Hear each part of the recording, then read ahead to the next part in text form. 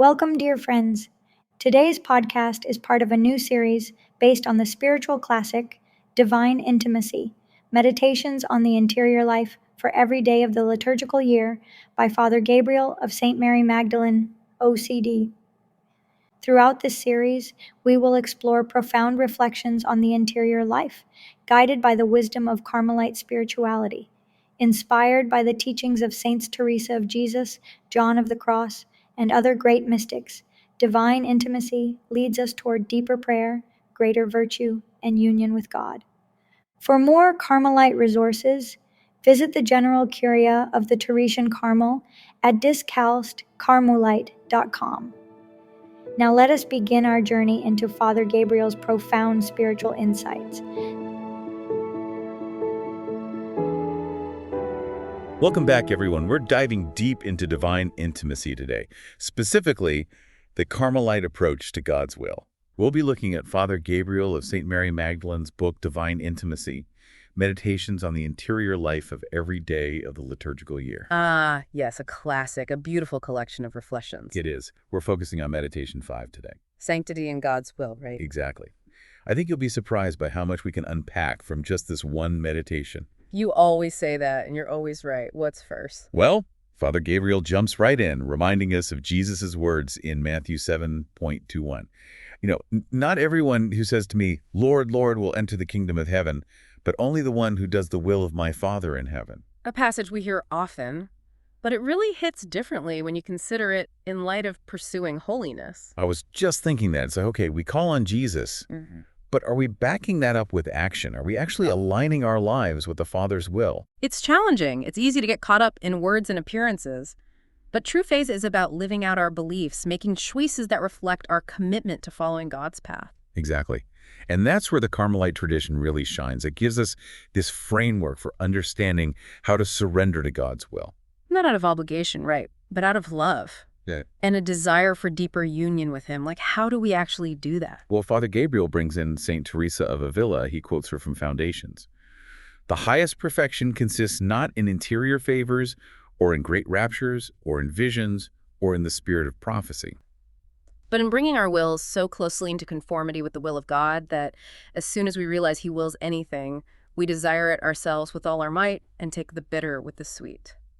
I love that quote. It's challenging, though, isn't it? Oh, absolutely. But so liberating, too. What stands out to you? I think it's how St. Teresa, someone who experienced incredible mystical graces, understood those weren't the end goal. Like, true holiness wasn't about seeking those experiences out. So for her, it was about something else. It was about that daily surrender, aligning our will with God's, even when it's tough, even when we have to embrace difficulty and hardship.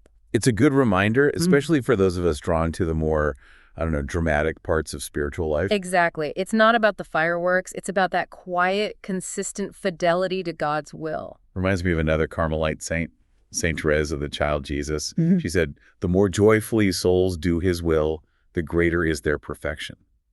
So simple, yet so profound. Right. And notice the focus on joy. Yeah, it's not about gritting our teeth, just enduring. It's about finding happiness in surrendering, understanding that God's plans are for our ultimate good, even when they don't feel good. And this path to sanctity, this joy in surrender, it's open to everyone. I love how Father Gabriel puts it. Sanctity, therefore, is accessible to every soul of goodwill. Go on. Whether their life is humble and hidden, or filled with external missions and mystical graces.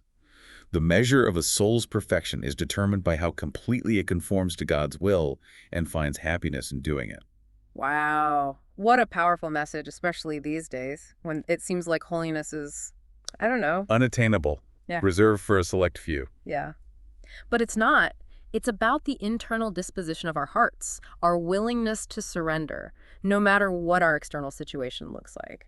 Okay, but how do we actually do that? How do we let go of our own desires and embrace God's plan, especially when it feels difficult or even painful? It sounds great in theory, but... Right. There's a real struggle there. Well, that's where St. John of the Cross comes in. Father Gabriel quotes him from Ascent of Mount Carmel. He says, divine union consists in the soul's total transformation in the will of God. So that there may be nothing in the soul contrary to his will, but that all its movements may be those of the will of God alone. You finished it perfectly. And I think that gets to the heart of what it means to truly surrender. It's about letting go of everything that stands in the way of our union with God. So it's more than just saying, okay, God, I'll do what you want. It's about something much deeper. A deep internal alignment. Letting go of our ego, our desires, our need to control, making space for God's will to truly take root. That sounds really hard. It is, and that's why St. John of the Cross emphasizes detachment. It's about releasing our grip on things, material possessions, status, comfort. Even certain relationships. Sometimes, yes.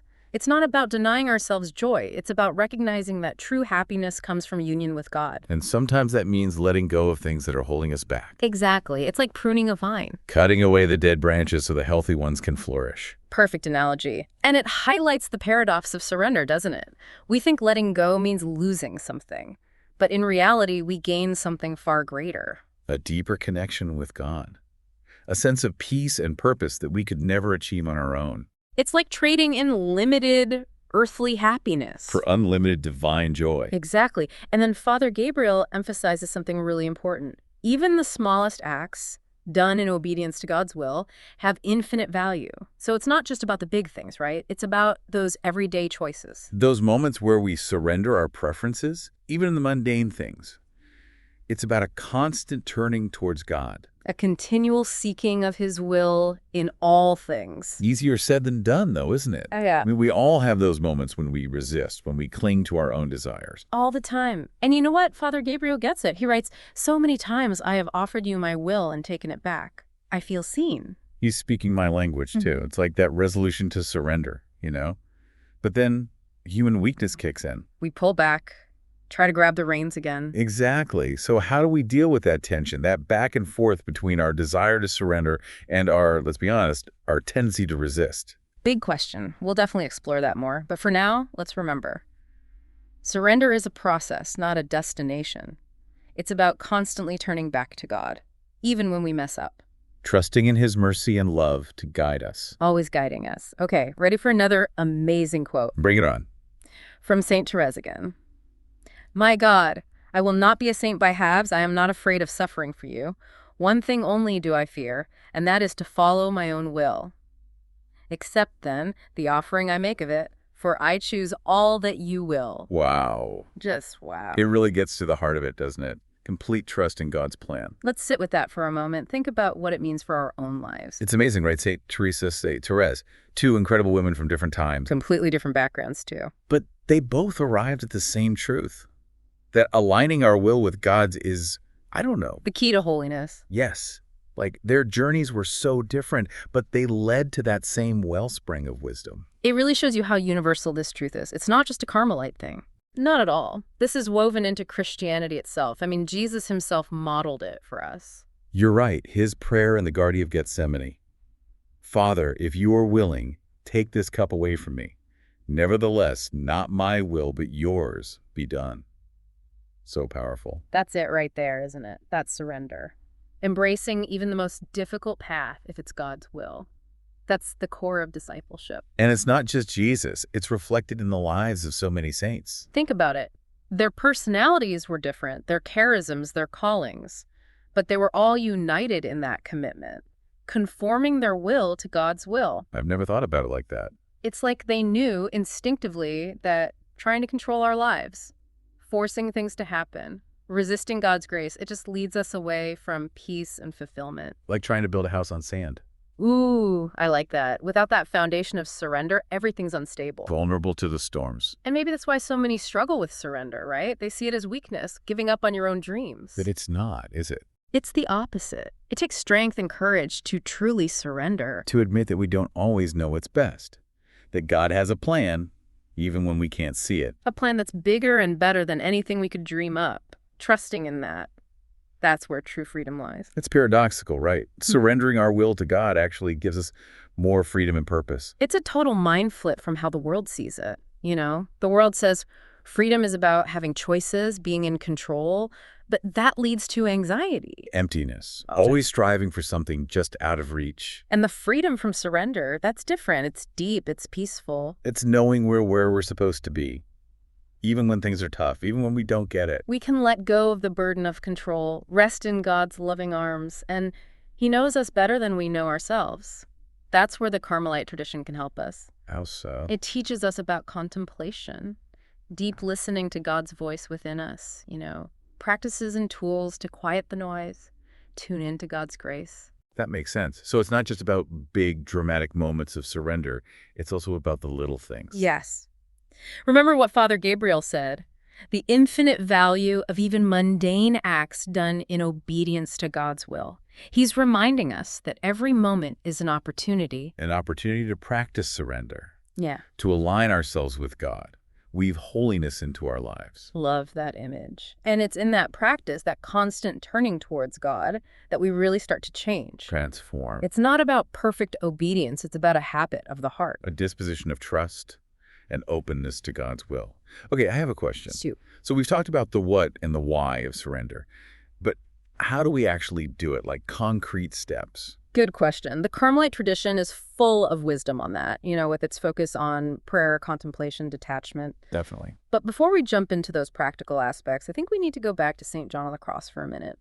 His words are really powerful. They remind us of what's at stake in this journey. Let's revisit that quote.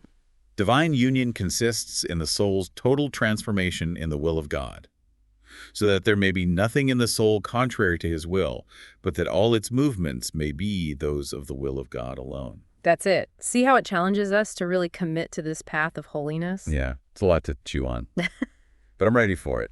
Okay, so St. John of the Cross, when he said, divine union consists in the soul's total transformation in the will of God, so that there may be nothing in the soul contrary to his will, but that all its movements may be those of the will of God alone. Oof, that's a mouthful. Right. It's dense, but so rich. He's talking about a soul that's completely immersed in God's will, like every thought, every desire. Everything's in harmony with God's plan. It's a powerful image, isn't it? A soul completely transformed by God's will.